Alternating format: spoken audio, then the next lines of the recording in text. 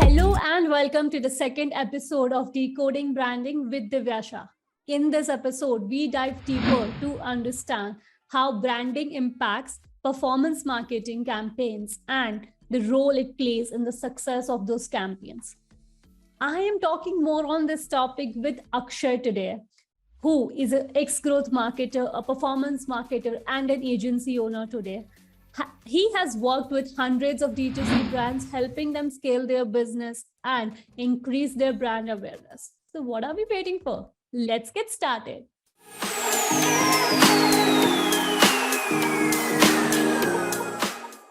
Hello, Akshay. Welcome to my podcast, Decoding Branding with Divya Shah. How are you doing? Hi Divya, thank you so much for inviting me here. I'm doing amazing. How are you, Divya? I'm doing great. Thank you for asking, Akshay.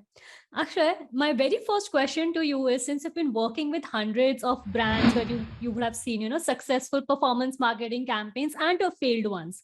So what are the common traits of the businesses who have been able to, manage, who have been able to pull off successful performance marketing campaigns vis-a-vis the ones who failed?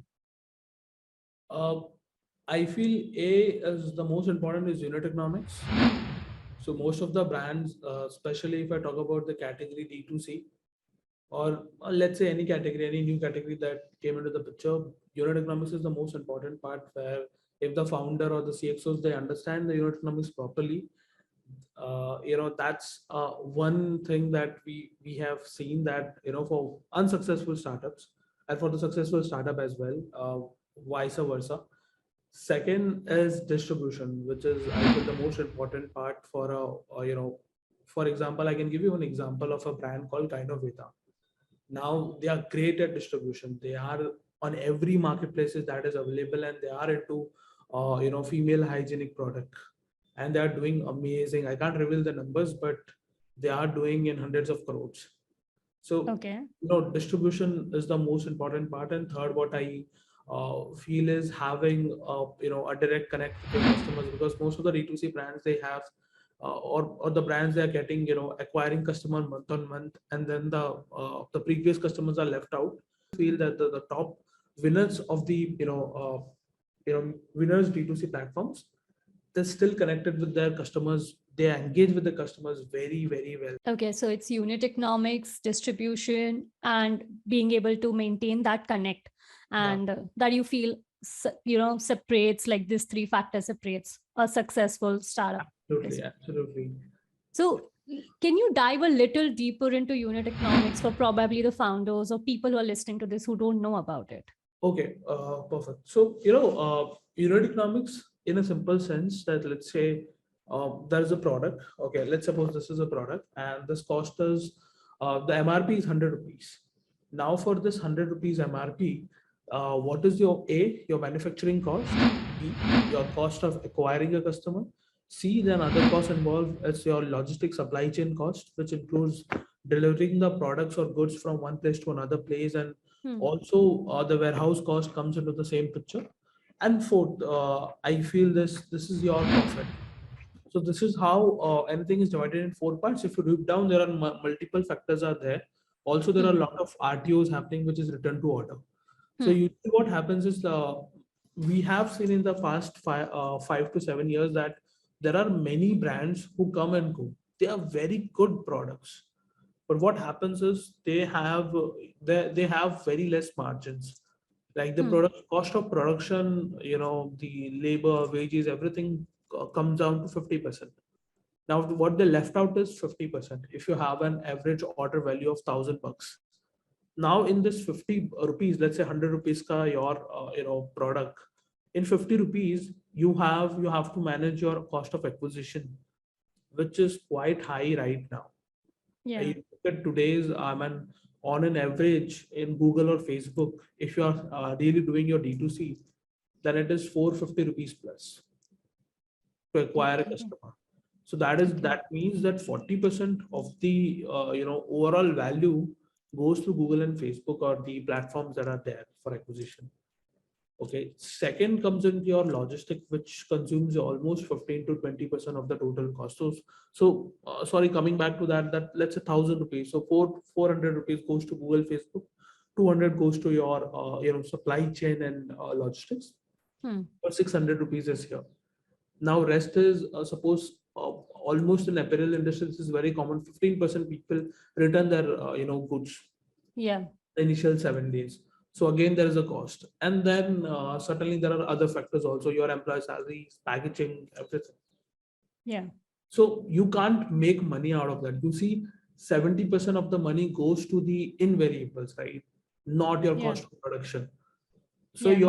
if you wanted to success in the game of D2C, your margins or the cost of production should be 15 to 20% or less than 20%.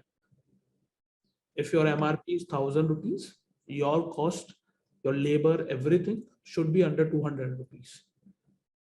That's why Okay. profit. Otherwise, there is no chance. Even you say LTV, see that there are fair chances that you can retain the user next time. So what happens is there are many players. What they do is they reacquire the users, Yeah. but when they wanted to reacquire a user, they say, ki, okay, ठीक है, first time pay will do 450, let's say. Second time pay, we can reacquire the same user under 5% through WhatsApp marketing, email marketing, and all. But out of 100, only 12 to 20% have a retainer. This is an average retainer for FMCG. If you look at apparel, 25% is the average. It goes Hmm. number on and off, but this is an average. Hmm. Now, even if you wanted to, and Indian customers are not that loyal. Yeah. I mean, I believe in both sides, but majorly people are always looking for, especially if you go down below tier 1 Yeah. or cream of the audience, then people are always looking for discounts and offer all the time. So Yeah. once you stop offering discounts and things are not going well. Like you can see a great examples of Zomato and Swiggy. So now that you've brought up the discount, I'll just divert a little and ask you if you've heard about the brand called Neiman's. Yeah, It's a shoe brand, right? So I read this LinkedIn post somewhere where they talked about that this brands have lost their value because they're running all the times on discount. Like they're always on 50% off. So what is your take on, striking that balance? Or even say, even if you're running, then, how do you make sure that you're not running the ads for that forever? How do you strike that balance as a performance marketer? yeah. I mean, whenever I sit with my growth friends, this is a regular conversation that happening that Indian customers are becoming so much, towards having a discount. They always check. Even there are some smart people just started checking Facebook ad library. Oh, I am one of them. Yeah, people are I checking, am. and we all are the same, right? Because we are so much used to it. Then I mean, we always look in yeah discount near, so that means the product is not good. That's not my mindset, but my mindset is like, "ठीक है, I am equipped with skills to go and check it in the Facebook ad library and get a Yeah, yeah, coupon before they target me. Might as well just do it, But yeah, I am one of those people who do that. yeah. I'm on the same page. I'll do the same thing, right? But I feel in the initial days, discount offering is good. But for the second or third time purchase, or if you have something a product which is a everyday consumption, so you can take example of Smoor and some protein bars from companies like Little Goodness, or companies like the Whole Truth, where you have a regular user on monthly basis, or maybe 15-20 days of slot checks. Hmm. Over there you can make a difference, because ultimately your product will win. I mean, we still buy Vicks, we still buy many products of the Hindustan Unilever, or Hmm. XYZ companies that are there in the market, which are like Hmm. Vaseline for sale. Your parents are Hmm. buying, you also buying, and I'm sure your parents are more discount hungry than you. Yeah. That is sure for all of us, right? They are Yeah. the generation who saves money and all. Yeah. But when it comes to product, they don't see that. So it's a value proposition that I feel that will deliver in the long term. There is a friend of mine who is running a hiring company. They are Hmm. doing it. They are soon to become a unicorn in the next 1 or 2 years, as per their graphs, and they are backed by some of the top VCs and all. What problem they have is they are running the product on free, right? And Okay. as soon they started on pre revenue basis, then 90% of the users flow away.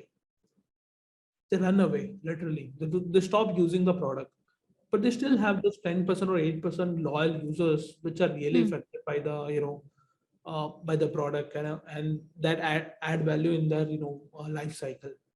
So Hmm. now they started focusing on this 10%, and now they are gaining slowly more and more users, Hmm. and focusing more on the product. So possibly, I feel all the D2C startups have, what I feel in the next 3 to 5 years are very crucial for all the startups.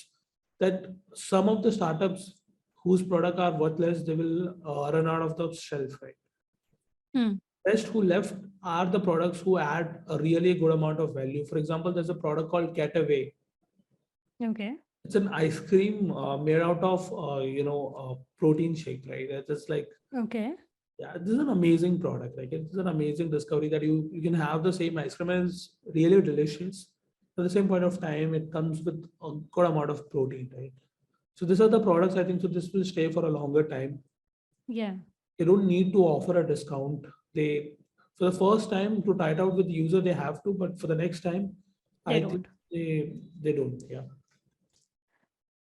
Okay.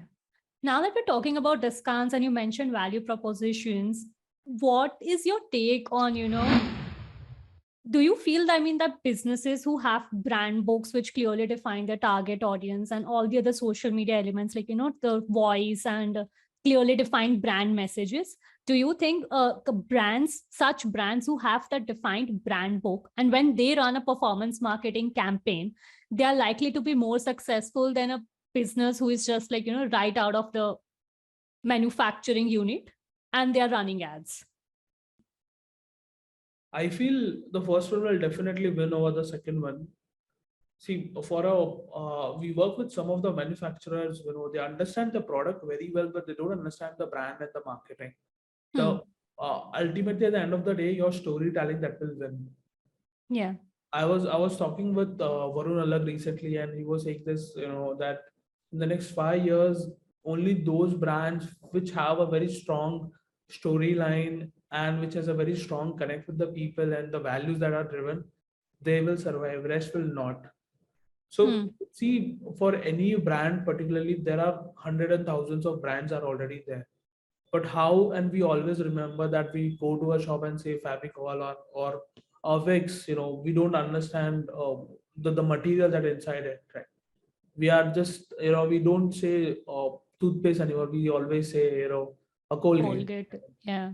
It's always the brand story that will win. You see, for anything, there are thousands of manufacturing. This is same happening right now. All the new brands, they are all doing contract manufacturing. No one is Hmm. producing anything in house, right? Hmm. The same factory wala think, okay, can I also make a brand like that? Those cosmetic or personal wellness brand, but he can't make it, right? He will, but suddenly you have to follow all these norms of having a brand book, having Hmm. a story, having an ICP, which is your ideal customer profile, and target to the, cater to the same audience, and goes on and on. Yeah. So if you had to, give one advice here to the new age startup founders who are just getting started or in the game for max 2 years, what is it that one thing you will tell them before they jump into performance marketing? Uh, I will work on your content first. Okay. Second, what I've realized is there are a good amount of products are there. I knew some of the amazing product founders, they have an amazing product, but they don't have a good storytelling skills and even the website. So even they say something else, their website says something else. So there's no one single communication that is far more important. And there is a concept called, earlier it was D2C for any Hmm. new brand. Now it is, D2O, which is direct to online, like anything from marketplaces to anything. So for me, is try to find out as much as distribution that you can. There are hundreds of marketplaces. There are hundreds of opportunity. Are there. Even I know a founder that we are working to closely. What they did is the founder itself, he goes to all the medical shops itself, and so the product is a sanitary pad, Okay. with a unique gel and some USPs are there in that. He personally go all the medicals and try to place a standee in every medical. And what he sees, so the platform, we're doing roughly 2.5 to 3 Hmm. ROAS, and it is somewhere around 10 lakh rupees a month. Hmm. But when you go to medical offline, we see a huge chunk of coming up in just 6 months. We have seen at least a monthly 50 lakhs billing happening through all these medicals in just Mumbai alone. So My goodness. yeah, that is something happened. So try to find more distributions is something. And if you jump into performance marketing, don't expect anything for the next 1 year, because usually there are many people, especially the manufacturing guys, who feel they are good in manufacturing and they jump directly into it, and then they realize, oh shit, it's not happening my ROAS. Because 5 years down the line, when we used to run ads, we used to get 8x 10x very easily. And Hmm. we think, oh wow, this is amazing. We are just spending 10 lakh rupees, getting 1 crore ka revenue, Hmm. 1.5 crore ka revenue, 15x. This is amazing. Hmm. And everybody started jumping into it. Right now, the same placement is there. The user growth are not as much as the brands have been there on the same placement. So the average ROAS is, quite going deep down. In fact, the top of the top brands which are unicorn right now, they Hmm. also have the same problem. I can't say it's a problem. It's like the a lot of competition in the market space. So don't expect anything ki I'll get a profit from the next second or third month. At least go for a longer, for a 1 year, and at the same point of time, think you are getting data. And if your product is repetitive, then it's an amazing thing. For many products, for such product like mattresses, your retention doesn't work. It's just upsell and Yeah. cross sell. You'll buy a Yeah. mattress, the life is 5 years minimum, or Yeah. 4 years. So you can't ask the customer that to buy it again in the next 3 or 6 months. Yeah. The product that you think that is retaining, please go for it. Okay. Okay. So it actually varies based on the the life cycle of your product.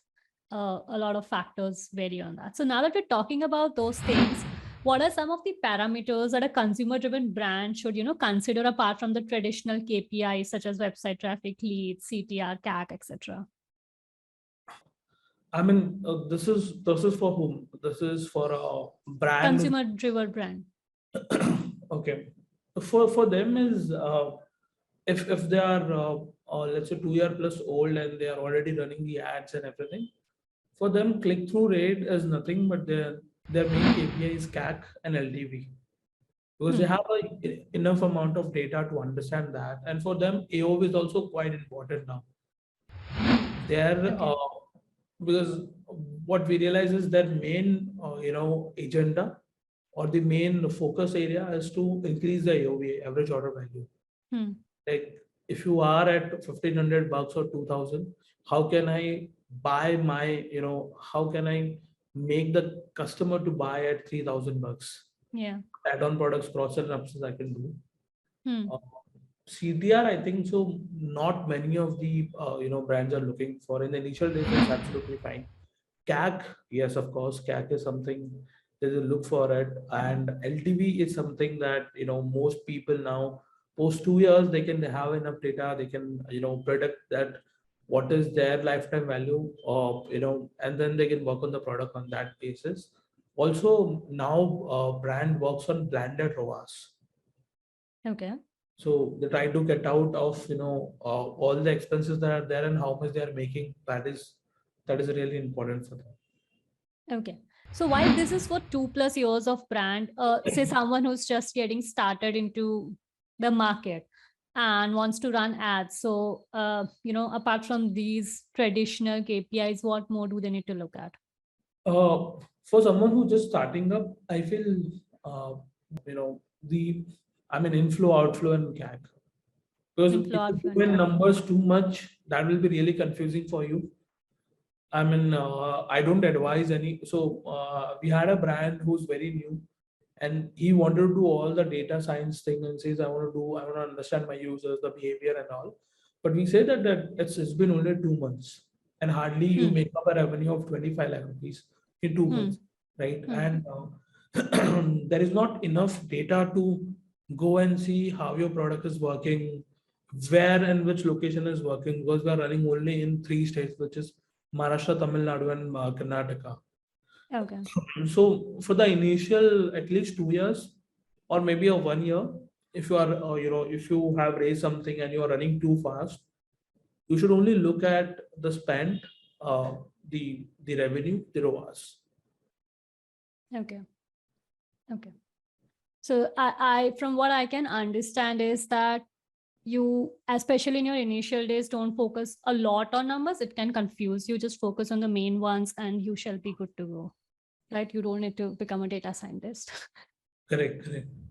Okay. My last question to you, Akshay, is if you had to share 3 actionable tips with the new business owners who are just like, ready for their product and want to get directly started with running ads, got no content, nothing in place. So what are 3 actionable tips that you would ask them for, like suggest them? Let's divide into a 4 quarters. Quarter one, quarter two, quarter three, quarter four. Quarter one should be just trying to see where is your ICP, what is your TAM. For those who don't understand, TAM and SAM is total addressable market and service addressable market. Let's say a chocolate, Yeah. okay, or a cost, or let's say chocolate better. So just try to understand what is the consumption behavior right now. What is how many users are buying a chocolate online, and what is your competition are doing. So for initial 3 months, and at what cost they are selling. Instead, you go in the market and bleed your money for 2 3 months and then understand, rather than do a strategy before that. Try to understand your competition, try to understand your market, and try to understand what kind of platforms they are into it, and why don't we go into it. So first quarter should be more into analysis. At the same point of time, you can start some sort of social media marketing wherein organically you try to address your user. SEO being, I mean, a lot of the brands are not, a lot of the mid-range brands are not focusing on SEO. They think, they will not get any instant, results and all. Results. But if you focus on SEO, SEO is an amazing 2022. I'm saying that. Uh, Post 1 quarters, you understand the market, you understand your ICP or ideal customer profile, then started reaching out into multiple layers. That, let's say, I have three kind of people. One kind of kids who like my chocolate, one kind of adults who want to gift, one kind of category who love chocolate but they have diabetes or they are health conscious. So if I make one type of chocolate as a diabetic free chocolate, right? So you have three kind of ICPs, and now you can create three kind of creators, ad copies, three kind of landing pages, three kind of user journey for them. And then if you start from the quarter two ads, I think so you will see a very amazing result by quarter four, and you have a good amount of sustainable users. Quarter three is just boosting up more budget. So usually what I see is people put less budget in the initial days and put more budget in the third or fourth month. I feel you should do a little reverse. You should put more money in the initial, because where you can see your A/B testing, where you can see, okay, is this a TG working or not? Because in very less budget, there are some small startup, they put 50,000, 1 lakh, 2 lakh, 3 lakhs. That doesn't going to be work. So initial days, Okay. I put, if you have money, put 8 to 10 lakh rupees a month. Try to understand where is your users are lying up, right? Hmm.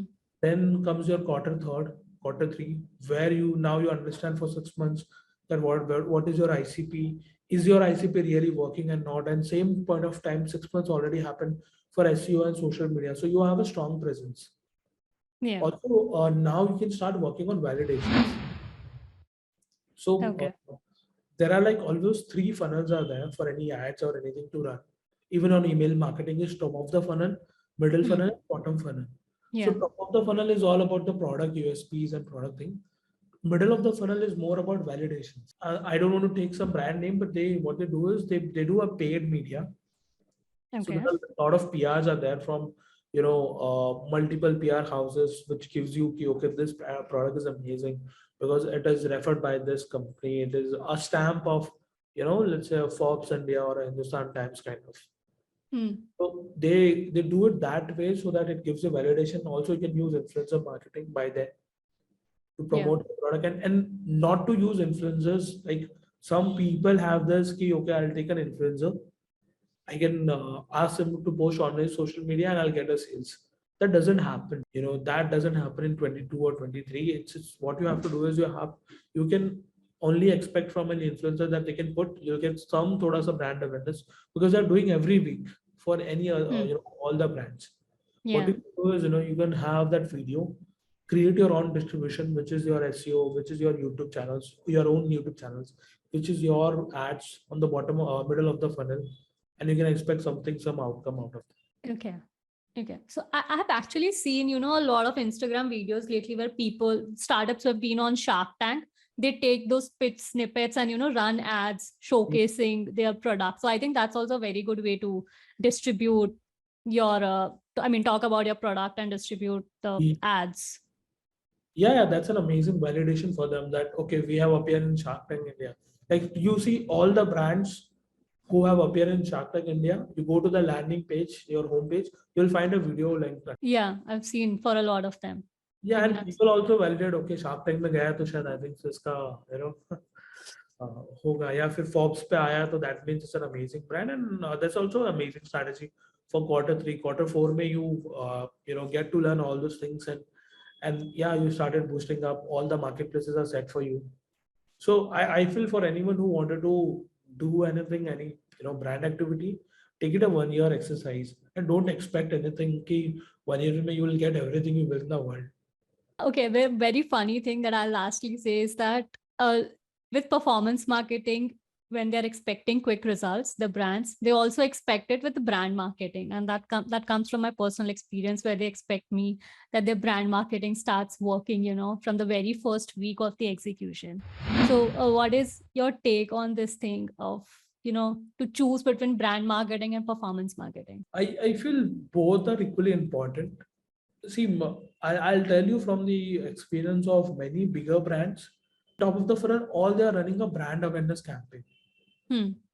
and you're again at the end of the day, how good you are a good storyteller, that is more important than anything else. Yeah. So both are important, because see, performance is only targeting people, right set of people, but the Yeah. story that impacts. So for me, to make any campaign successful, 70% is creative content and landing page, which comes in the part of the brand, Yeah. the brand story, the brand guidelines, and how the brand look like. And then 30% is the targeted audience. Even you create something shit, there is no brand into it, and then you are targeting the right audience, people will not buy it out for that. Yeah. So I think 70% is important, even though I'm working the performance, but that makes an effect. Yeah, we work with similar category of brands, and brand A was really doing amazing, and they're one of their not competition but a substitute competition, which means we Hmm. are selling ice cream, they Hmm. are selling donuts, right? And they come to Hmm. us and they ask us, okay, why, can you please help us in running this? And said, okay, we'll do it. Then when we are doing for them, it's not work out. They say, आपको तो experience है, you are running for many years, you are burning this much, and that, right? We say at that point of time that see, they have a brand story. Yeah. It can't work out the same way for all. In fact, you look at some of the top brands who are the winner category. For example, in pet category, there's a brand called there's a founder called Rashi Narang. Okay. Okay, Heads and up for tails. heads up for tails, yeah. So Okay. she's also not just doing performance, but she's Yeah. also creating content. She's also creating a community for the dog lovers, for the dog, for dog Parents. mummies and papas, dog Yeah. parents. They used to say this Yeah. stuff, Yeah. and try to distribute content in that way. Yeah. And even though you target the wrong people, but if goes to them the ads, they'll stick to it and they say, okay, let me go and watch this. Yeah. So it really affects. So I feel being a founder also, you have to be come on the ground and try to do something for the community and show out your passion. Without that, it doesn't going to be worth. I agree with that. Until and unless you don't get your feet dirty, you'll not get it. Yeah. Yeah, absolutely, and it shouldn't come out. So I'm sure you're doing an amazing job, Divya. You have a lot of brands that are getting your brand consulting, and that helps them to grow faster and earn that. But at the end of the day, it should come out from the founder's side, Yeah. True. Very true. Very true. because you will give them the best of what they are. You Yeah. can't guide them for their passion. Yeah. Yeah. That's very true. That's very true. We have the same certainty that we can target the best of the best, but we can't set the unit economics. We can't set the price. We can just only suggest them, but it should be come out from them. We Yeah. can't, some manufacturers, they come to us and say tum kar lo pura, right? We can't do that. You have to be involved thoda sa in that. Yeah. I know such businesses, and I have turned them down because when you know there's no passion, there's not enough passion, things eventually collapses. Right, So it's right. better to be very safe. I'm Hmm. a safe player on that angle. All righty. Thank you. Thank you so much, Akshay, for coming here, for sharing your insights and sharing more on your experiences. Thank you. Yeah, thank you so much, Divya, for inviting me here. It was amazing to talk to you and discuss, a lot of things about the brands, and it was really an amazing day for me. So thank you so Right. much for this. Thank you. Well. That was a fabulous episode for me because I have learned a lot from Akshay and hope that you, as a listener, also have learned a lot from him and have taken down some notes probably to go and execute it on your business. Do not forget to subscribe to my channel and stay tuned for the next episode wherein we dive further into different aspects of branding. And I'll see you soon. Thank you.